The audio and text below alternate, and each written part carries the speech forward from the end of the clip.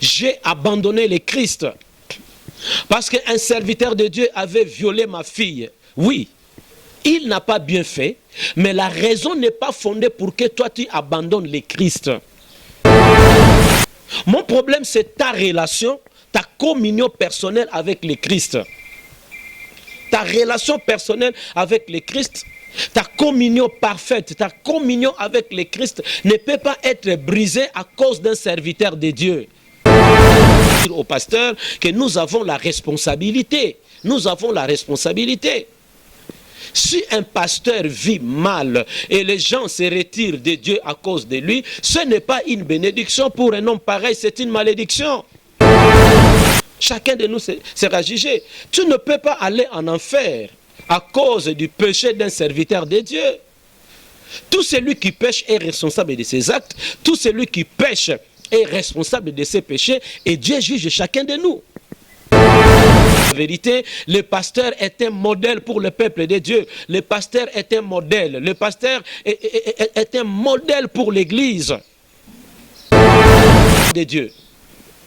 J'appelle tous les enfants de Dieu qui aujourd'hui sont en dehors de l'Église parce qu'ils ont vu un serviteur de Dieu commettre une bêtise. Je les appelle de retourner à Dieu. Retourne à Dieu, ma soeur. Retourne à Dieu, mon frère, parce que tu te tues. Tu te tues.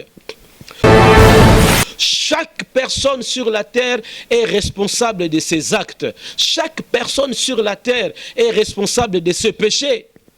Dieu ne te jugera pas par rapport au péché de ton pasteur. Dieu te jugera par rapport à tes péchés. Et ton pasteur sera jugé par rapport à ses péchés.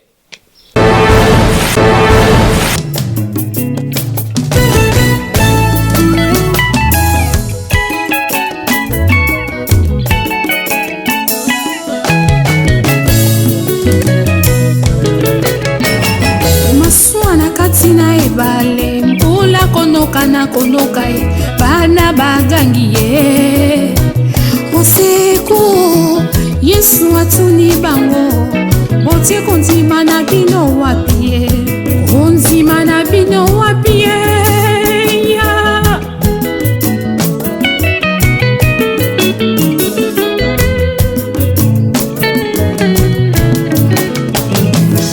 Yesu simbola kiloboko mule yokela kie Ebonga mwana na moto na belela yete na kumisa yete o rabi eya Yone munganga yomoka usiba pote Yone munganga yomopangu usipinzolie Yone munganga yomozongi sine sengoe Sinanga bakena lilita na yokandiko yokae Yaya sembola ide Yaya sembola loboko Yakako katanika mpona gene kimonene Yaya sembola ide Yaya sembola loboko Yakako katanika mpona gene kimonene Naleli naleli yo Naleli naleli Soki nalingaki yokolo na motema na ngai Soki nalingaki yokapa na motema mobimba Ezalaki te bona mona bapasi na bapasio Ezalaki te bona mona pinzoli Yaya sembola loboko Sembola Sembola Samboyo asala adamu Loboko yesalaka ewa Sembola Sembola Yakakokatadika mbona gene kimonene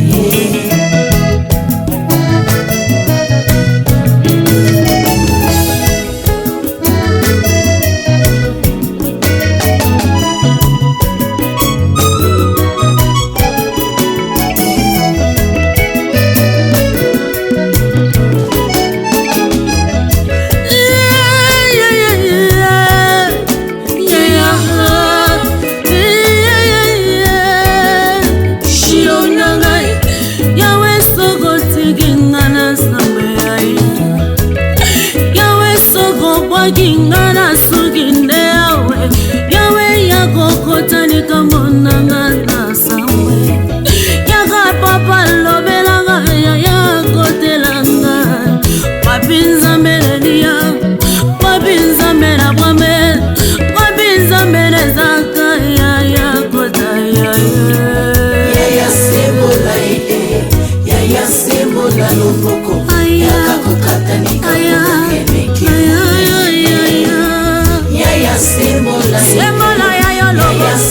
sembola ya yo loboko ya kosimanga ya osengole.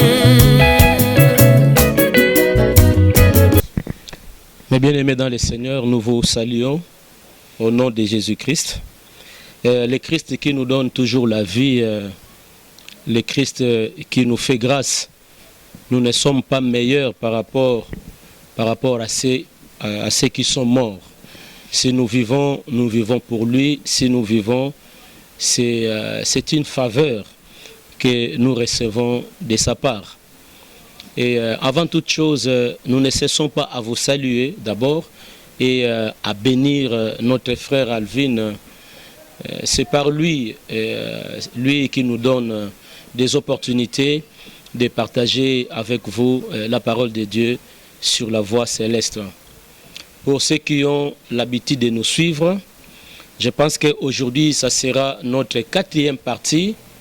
Et nous sommes partis d'un thème sur les catégories des pasteurs. Et nous avons détaillé beaucoup de choses. Nous avons détaillé les vrais et les faux pasteurs. C'était dit en détail. Mais la suite est en train d'être faite sur les vrais pasteurs. Parce que la fois passée, j'étais en train d'expliquer la parabole de bleu et de livré. J'avais suffisamment expliqué ce que représente le bleu et ce que représente l'ivraie. D'une manière résumée, je disais que le bleu est le symbole des vrais serviteurs de Dieu, des vrais ouvriers, des vrais enfants de Dieu. Et l'ivraie était la manifestation du diable par ses différents serviteurs. Mon problème aujourd'hui est de parler de ces hommes qui sont appelés par Dieu et qui sont en train de servir Dieu. Donc, je voudrais continuer dans la catégorie des vrais pasteurs. Parce qu'il y a des gens qui sont en train de nier, qui sont en train de mettre tout en bloc pour dire qu'il n'y a plus de serviteurs de Dieu. Moi, je pense qu'on ne peut pas vivre comme ça. On ne peut pas vivre comme ça. La Bible dit dans Éphésiens, chapitre 4, verset 11, ça c'est le témoignage de la Bible. La Bible dit, il a fait les uns comme apôtres, les autres comme prophètes, les autres comme évangélistes, les autres comme pasteurs et docteurs. Ça, c'est le témoignage de la Bible. C'est-à-dire qu'ici, la Bible témoigne qu'il y a des gens que Dieu a appelés pour exercer l'apostolat. Ils sont là comme apôtres. Ils ont une mission sur la terre. La Bible témoigne qu'il y a des gens que Dieu a appelés comme des prophètes. Ils ont aussi une mission sur la terre. Il y a des gens que Dieu a appelés comme évangélistes qui sont sur la terre. Et ils sont là pour remplir leur mission. Il y a des gens que Dieu a appelés comme des pasteurs et comme des docteurs. Et nous ne pouvons pas tout ignorer. Nous ne pouvons pas tout ignorer. Nous ne pouvons pas vivre sur la terre comme si tous les serviteurs de Dieu sont égarés et Dieu n'a plus rien comme serviteur sur la terre. Ce n'est pas vrai. Ce n'est pas vrai. Comment peux-tu vivre sur la terre croyant que tous les serviteurs de Dieu sont égarés et toi tu ne peux te confier à personne? Je ne pense pas qu'il faut raisonner comme ça. Il y a des gens qui servaient Dieu. Il y a des gens qui aimaient Dieu, mais qui aujourd'hui, ils sont à la rue. Ils ont tout abandonné. Et ils disent qu'ils ne peuvent pas prier parce qu'il y a tant d'aventures. Je pense que dans les émissions passées, j'avais tout expliqué. S'il arrive qu'un pasteur a mal fait, et maintenant toi tu es touché. Tu es touché parce que tu le connaissais comme un modèle. Et maintenant qu'il a mal fait, maintenant qu'il a péché, toi tu prends la décision d'abandonner le Seigneur. Je peux te poser la question. Quel rapport y a-t-il entre toi et le pasteur qui a péché? Et quel rapport y a-t-il entre les Christ en qui tu as cru et le pasteur qui a péché? À qui tu as cru? Au pasteur ou à Jésus? Je ne pense pas que je suis là pour fortifier, pour encourager le pasteur, n'est-ce pas, et qui a touché ton cœur. Non, mais je suis là pour te montrer que quand tu crois en Christ, tu peux raconter des choses. Et tu ne peux pas abandonner la voie du salut, tu ne peux pas abandonner l'évangile, tu ne peux pas abandonner le service de Dieu, tu ne peux pas t'égarer parce qu'un homme d'église, parce qu'un homme de Dieu est tombé, parce qu'un homme de Dieu a posé un acte méchant et toi tu te sépares de Dieu, ça n'a pas de sens. Dieu jugera chacun de nous. C'est comme je disais la fois passée, dans la parabole de bleu et de livret. Le maître du champ était conseillé, n'est-ce pas, qu'il arrache l'ivraie. Mais il a dit, laissez-les croître ensemble. Au temps de la moisson, je rassemblerai le bleu, n'est-ce pas, pour mon grenier, et je rassemblerai aussi l'ivraie pour être brûlé. Je voudrais encourager une femme. Je parle à une femme. Je parle à un papa. Je parle à un jeune homme. Je parle à une jeune fille qui a abandonné Dieu pour le péché d'un pasteur. Je dis à une personne pareille de revenir à Dieu. Reviens à Dieu. Je ne pense pas que c'est le Christ qui t'a déçu. Celui qui t'a déçu est un homme. Et je peux aussi vous informer que l'homme peut tomber. L'homme peut tomber. Mais toi, continue, accroche-toi à Jésus. Parce que lui est tombé, alors toi, continue et ne tombe pas. Parce que lui a menti, alors toi, continue, ne mens pas. Parce que lui s'est prostitué, alors toi, continue le chemin, ne te prostitue pas. Parce que lui est devenu magicien, alors toi, continue la marche, toi, ne deviens pas magicien. Parce que lui est tombé aujourd'hui dans les mauvaises œuvres, dans des œuvres mortes. Alors toi, continue la marche, ne tombe pas dans ces œuvres pareilles. Et là, ça sera une bénédiction pour toi. J'appelle tous les enfants de Dieu. J'appelle tous les enfants de Dieu qui aujourd'hui sont en dehors de l'église. Parce qu'ils ont vu un serviteur de Dieu commettre une bêtise. Je les appelle de retourner à Dieu. Retourne à Dieu, ma soeur. Retourne à Dieu, mon frère, parce que tu te tues. Tu te tues. Chaque personne sur la terre est responsable de ses actes. Chaque personne sur la terre est responsable de ce péché. Dieu ne te jugera pas par rapport au péché de ton pasteur. Dieu te jugera par rapport à tes péchés. Et ton pasteur sera jugé par rapport à ses péchés. Et là, je voudrais ouvrir la parenthèse pour dire au pasteur que nous avons la responsabilité. Nous avons la responsabilité. Si un pasteur vit mal et les gens se retirent de Dieu à cause de lui, ce n'est pas une bénédiction pour un homme pareil, c'est une malédiction. Parce que disons-nous aussi la vérité, le pasteur est un modèle pour le peuple de Dieu. Le pasteur est un modèle. Le pasteur est un modèle pour l'église. Mais cependant, les enfants de Dieu ne peuvent pas abandonner Dieu parce qu'un homme de Dieu, un homme d'église, un serviteur de Dieu a commis une erreur. Tu as cru en Jésus, alors attache-toi à Jésus. Tu as cru à Jésus, alors aime-le. Tu as cru en Jésus, alors suis-le, serre-le. Tu as cru en Jésus, sois persévérant. Parce que le jour arrive. La Bible dit, n'abandonnons pas nos assemblées comme la coutume de quelques-uns. Exhortons-nous réciproquement jusqu'à ce que nous voyons le jour arriver. Il s'agit de quel jour? Il s'agit de l'avènement du Seigneur. J'étais tenté de dire qu'il y a des serviteurs de Dieu aujourd'hui. Vous allez vous souvenir au temps d'Élie, lorsqu'il combattait, lorsqu'il était combattu par le prophète de Baal. Élie pouvait croire qu'il était le seul.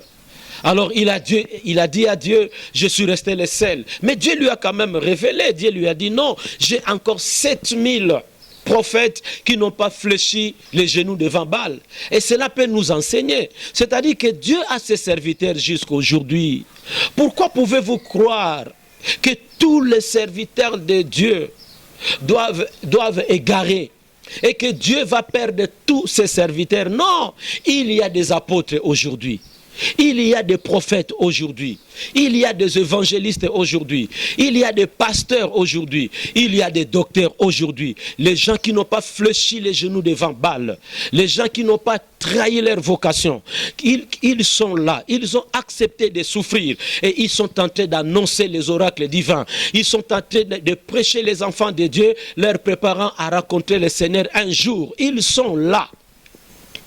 Et ce sont les gens pareils que nous devons soutenir. Ce sont les gens pareils que nous devons encourager. Ce sont les gens pareils que nous devons soutenir dans la prière. Ce sont des gens pareils que nous devons soutenir financièrement. Ce sont des gens pareils que nous devons encourager parce qu'ils sont là. Ils sont restés fidèles. Ils sont là en train de nous aider, en train de nous encourager, en train de nous prêcher la pure parole de Dieu. Parce qu'un jour, le Seigneur arrivera, l'Église sera enlevée et l'Église montera, n'est-ce pas, pour passer, pour entrer dans la gloire qui lui est réservée.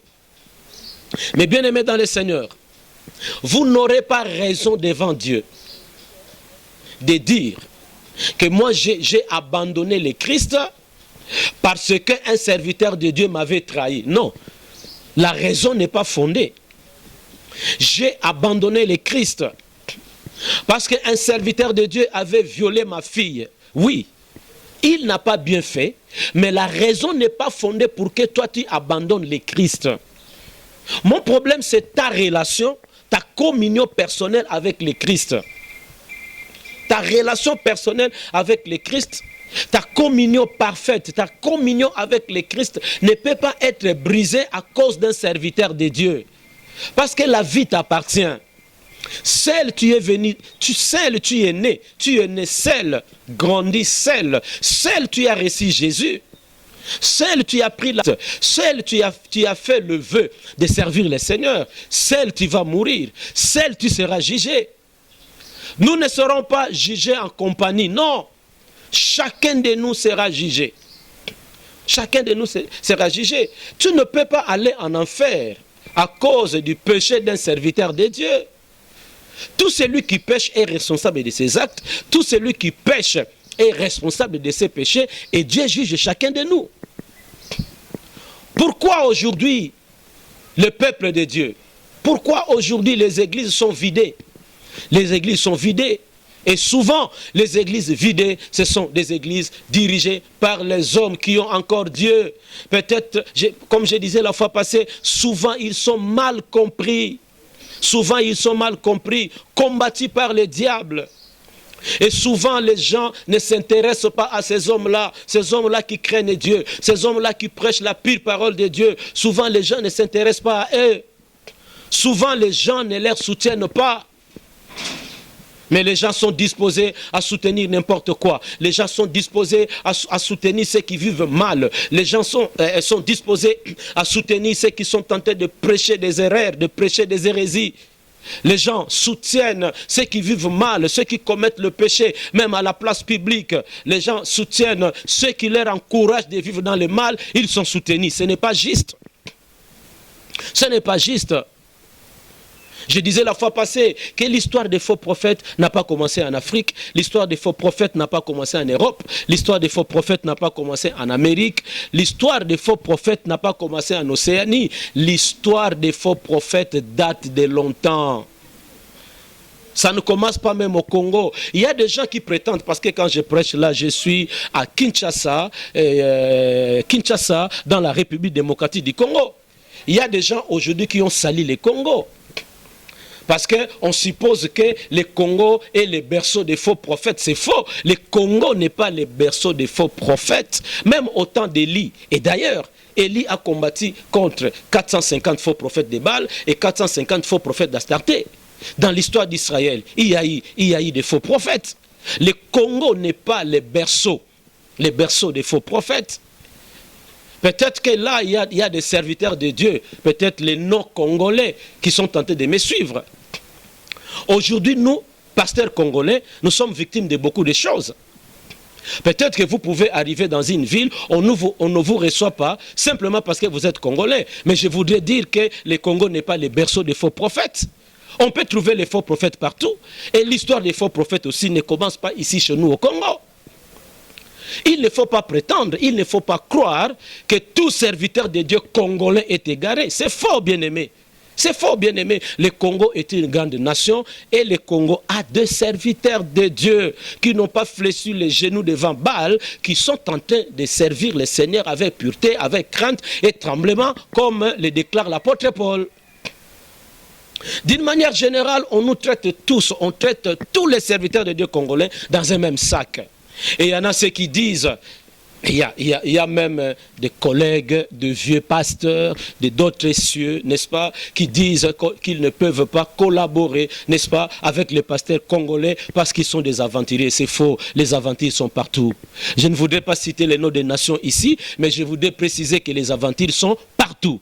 Les faux miracles sont partout, ce n'est pas seulement au Congo. Les faux prophètes sont partout, les fausses prophéties sont partout.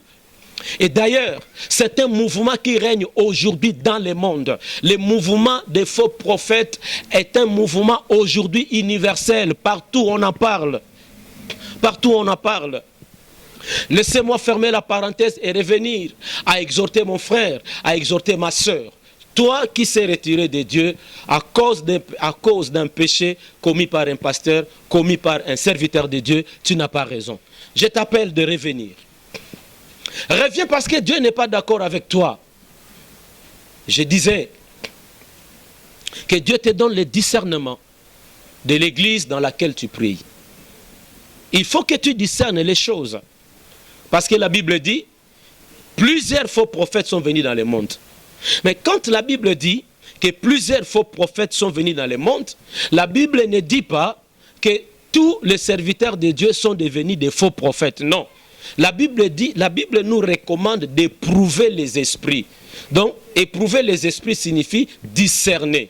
C'est-à-dire que vous, en tant que chrétien, vous devez avoir le discernement.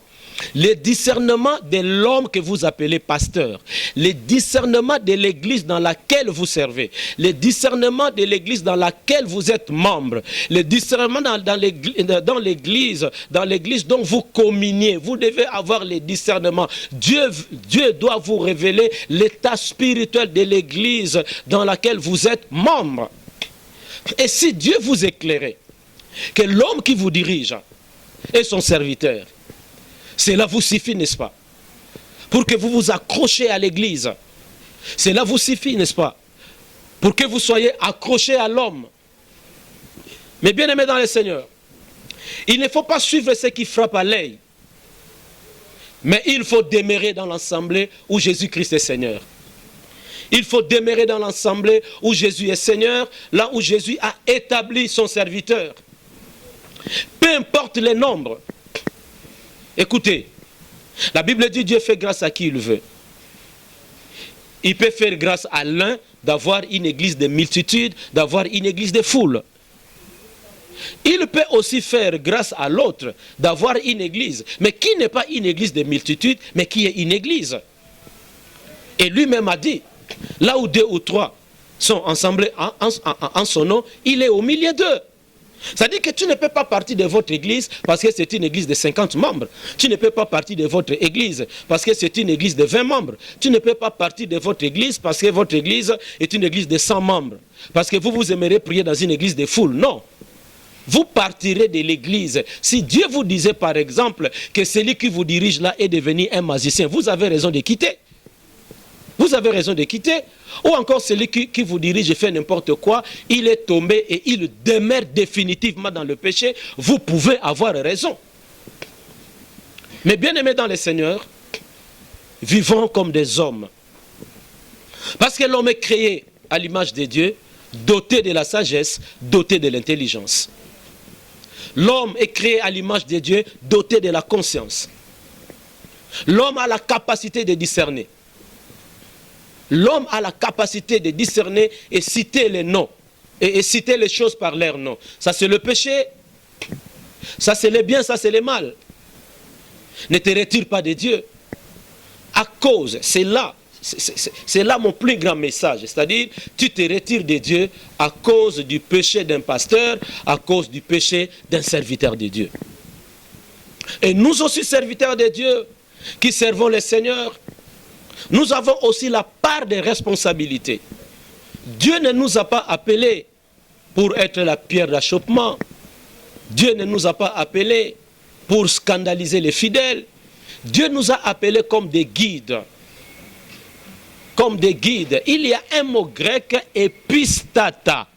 Epistata qui signifie guide spirituel. Donc Dieu nous a appelés comme des epistata. C'est-à-dire nous sommes des guides spirituels. Les femmes qui prient dans mon église sont mes filles spirituelles, mais elles ne sont pas mes femmes. Les jeunes filles qui prient dans mon église, elles sont mes filles spirituelles, mais elles ne sont pas mes femmes. Nous sommes là pour encadrer, former, édifier le peuple de Dieu et préparer chaque chrétien à la rencontre du Seigneur dans les airs. Nous avons la responsabilité. C'est pourquoi, dans notre responsabilité en tant que pasteur, nous devons avoir la compassion des gens que nous dirigeons.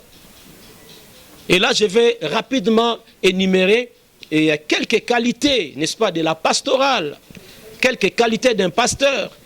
Parce que être pasteur est une charge. Parce que être pasteur, c'est une fonction importante, parce que c'est la gestion des âmes. Et dans notre métier, le pasteur doit avoir la compassion. Parce que si j'ai compassion de ces gens que je dirige, je saurai quoi prêcher, n'est-ce pas, pour que ce peuple plaise au Seigneur. Le pasteur doit avoir la compassion des âmes.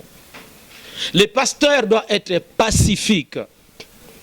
C'est-à-dire qu'un pasteur n'est pas quelqu'un de désordonné. Un pasteur n'est pas quelqu'un qui crée des scandales. Un pasteur n'est pas quelqu'un qui divise les foyers, qui divise les couples, qui crée les confusions parmi les gens. Le pasteur est un homme pacifique. Et Jésus a dit, heureux ceux qui procurent la paix, car ils seront appelés fils de Dieu. Le pasteur doit avoir la compassion. Le pasteur doit être un homme pacifique. Le pasteur doit être un homme hospitalier, l'hospitalité. Savoir accueillir les membres. Parce que les membres ont besoin de nous. Ils ont des problèmes, ils ont besoin de nous. Et c'est nous qui prenons soin, n'est-ce pas, de ces membres. Alors nous devons être hospitaliers. Il n'est pas question ici de compliquer les choses, n'est-ce pas, d'exiger l'argent. N'est-ce pas, d'exiger l'argent. Si quelqu'un veut te consulter, il doit d'abord payer une fiche, remplir une fiche. Moi, je pense que consulter un pasteur ne doit pas être compliqué. Parce qu'il est serviteur de Dieu. Dieu l'a engagé pour gérer les âmes. Et le pasteur doit être hospitalier. Nous devons faire un effort, pasteur, de ne pas compliquer notre protocole. Celui qui veut te voir, il doit passer par 10 bureaux. Il passe par 10 bureaux pour être reçu. C'est compliqué. Simplifions les choses. Là, je ne dis pas, n'est-ce pas? Là, je ne dis pas que le pasteur doit se laisser faire, mais je dis que le pasteur doit être hospitalier. Et là, le pasteur doit être discret. Là, je veux parler de la discrétion. Un pasteur doit être discret. Manquer cette qualité de la discrétion peut vous faire perdre aussi les fidèles. Il est venu, il a confessé quelque chose qu'il a fait. Et 2 jours après, il a tant parlé de son péché là à ma femme, ou alors dans ma famille, ou alors parmi les membres de l'église. Je ne pense pas qu'il me fera encore confiance. Et par manque de cette qualité de la discrétion, beaucoup de gens sont partis de l'église. Beaucoup de gens sont partis de l'église. Il est ému. Il est ému. Il est déçu. Que je suis parti voir mon pasteur. J'ai confessé mon péché. Je lui ai dit ce qui m'est arrivé. Mais il a dit cela à sa femme. Il a dit cela aux autres pasteurs à l'église. Il a dit cela aux membres de l'église. Maintenant, toute l'église parle de moi, alors je me retire. Faute de quoi, faute de cette qualité que nous appelons la discrétion. Je pense que si le Christ ne revient pas, nous pouvons revenir sur les qualités de la pastorale, les qualités qui vont permettre à un pasteur d'exercer son ministère. Et je voudrais revenir à ma phrase de base. Reviens au Seigneur. Si tu t'es retiré de lui à cause du péché d'un pasteur, à cause du péché d'un serviteur de Dieu, la raison n'est pas fondée. Il faut que tu reviennes à Dieu. Ma soeur, mon frère, vous pouvez prendre une décision aujourd'hui. Vous qui avez abandonné le Christ, vous qui avez abandonné le Christ, vous vous êtes retiré de l'église, alors que dans votre église, Dieu y est. Sa parole est prêchée avec sérieux. Tu t'es retiré. Peut-être aussi ce n'est pas le pasteur qui t'a déçu, mais c'est un membre de l'église qui t'a déçu et tu as dit que je ne peux plus prier là-bas. Tu peux revenir à Dieu. Et si tu trouves que c'est vraiment impossible que tu retournes dans la même église parce que tes raisons sont fondées, alors essaye alors de prier. Que Dieu te donne une nouvelle orientation. Parce que tu ne peux pas dire comme les hommes ont toujours l'habitude de dire, j'ai pris celle à la maison. Non, on ne peut pas prier à la maison. La Bible dit, dans Actes chapitre 2, verset 42, il persévérait dans l'enseignement des apôtres. Ici, et la Bible cite les 4 piliers de l'Église et les 4 piliers aussi de la vie chrétienne. Il persévérait dans l'enseignement des apôtres, dans la communion fraternelle, dans la fraction du pain et dans les prières. C'est-à-dire, les chrétiens ne peuvent pas évoluer seuls. Quand je suis à la maison, je lis la Bible seul, je prie seul. Mais il y a des moments de communion où je dois me déplacer, aller dans l'église, aller à l'assemblée, communier avec mes frères, adorer avec mes frères, écouter la parole de Dieu. Parce que c'est en écoutant la parole de Dieu que je vais croître spirituellement. Alors tu ne peux pas dire que non, je prie à la maison, je suis les enseignements à la radio ou à la télé. Ce n'est pas suffisant. Si tu trouves que c'est impossible que tu retournes dans la même église parce que tu dis que tes raisons sont fondées, alors prie Dieu qu'il te donne des directives, que Dieu t'oriente. Alors ça sera une bonne chose pour toi. Mais aujourd'hui tu peux te repentir parce que tu as pris les décisions d'abandonner Dieu, d'abandonner à servir le Seigneur à cause du péché d'un homme d'église, d'un homme de Dieu ou d'un serviteur de Dieu. Et quand tu vas prier aujourd'hui, pour dire à Dieu, je reviens, que Dieu exauce ta prière. Gloire au Seigneur. Je bénis ton nom, Seigneur, et je prie pour tous mes frères et sœurs qui m'ont suivi, afin que cette parole soit sémée dans leur cœur et produise des fruits dignes de la repentance. Parmi ceux qui m'ont suivi, Seigneur, s'il y a des malades, que tu les guérisses et que tu donnes solution à tous ceux qui ont des problèmes. Je bénis ton nom, Seigneur, au nom de Jésus-Christ. Amen. Que bien-aimés dans le Seigneur, vous qui avez l'habitude de nous suivre à la Voix Céleste qui nous donne toujours des opportunités de partager avec vous la parole de Dieu, la Voix Céleste qui est dirigée, chapeautée par notre frère Alvin. Nous sommes venus, comme annoncé la fois passée, que pendant 19 ans, nous avons travaillé. L'Église était locataire pendant tous ces 19 ans. Et par les différentes contributions des enfants de Dieu, selon les appels que nous avions lancés, Dieu nous a aidés. À l'heure actuelle, nous venons d'acheter un lieu, une parcelle, un lieu de culte. Mais seulement dans cette opération, là, nous venons de verser une grande partie et il y a une somme qui reste à verser pour que l'opération soit clôturée. Et la somme qui nous reste, c'est 16 000 $. Les 16 000 $ qui doivent être versés d'ici là pour clôturer l'opération. Et là, nous serons en possession des lieux. Et là, nous sommes en difficulté et nous ne pouvons pas, n'est-ce pas, établir les certificats d'enregistrement simplement parce que nous avons encore 16 000 $ dont nous devons remettre aux bailleurs, c'est-à-dire aux vendeurs. Et c'est pourquoi nous sommes venus vers vous, enfants de Dieu. Nous sommes venus vers vous, fils de Dieu. Nous sommes venus vers vous, filles de Dieu. Vous demandez par la grâce de Dieu, lui qui crée le vouloir et le faire, si jamais il touchait votre cœur, vous pouvez alors nous appeler, n'est-ce pas, pour nous envoyer votre contribution, afin que nous soyons à mesure, n'est-ce pas, de verser les 16 000 $ et entrer en possession de ces lieux de culte. Je ne voudrais pas vous promettre quelque chose, parce que je sais que c'est Dieu qui guérit et c'est Dieu qui bénit. Et vous pouvez vous souvenir de la parole de Jésus dans les évangiles. Il a dit, celui qui donnera même un verre d'eau à mon serviteur, il ne manquera pas la récompense. C'est-à-dire, c'est Dieu qui sait, parce que vous savez, quand quelqu'un bénit l'œuvre de Dieu, Dieu n'est pas toujours obligé de lui donner l'argent. On peut donner l'argent, mais Dieu donne la bonne santé. Et là, je dis que je ne vous promets rien. Dieu sait ce qu'il va faire. Vous pouvez nous appeler par la grâce de Dieu dans les 099 99 encore 29 538. Je vais me répéter, 099 99 encore 29 538. Et d'ailleurs, le numéro est affiché sur le bas de vos petits écrans.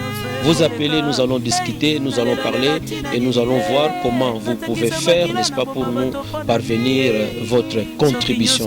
Votre contribution qui est la meilleure pour nous, votre contribution qui est un signe d'amour pour nous, votre contribution qui est la bienvenue pour que nous soyons à mesure de détenir le 16 000 $ versés au bailleur, parce que le délai est vraiment proche. Vraiment, nous avons un espoir. Pourquoi nous mettons de l'espoir? Parce que vous êtes des enfants de Dieu, vous êtes des fils de Dieu, vous êtes des filles de Dieu, capables, n'est-ce pas, de contribuer à l'œuvre de Dieu. Appelez-nous sur les numéros affichés sur les pieds de vos petits écrans. Nous aurons les 16 000. Nous allons clôturer l'opération. Dieu va se glorifier. C'est alors que nous parlerons après de la construction. En attendant, que Dieu vous bénisse. Que cette année, parce que nous sommes encore au mois de janvier, meilleurs vœux, que cette année vous soit favorable sur les différents domaines de votre vie. Soyez bénis au nom de Jésus-Christ. Amen.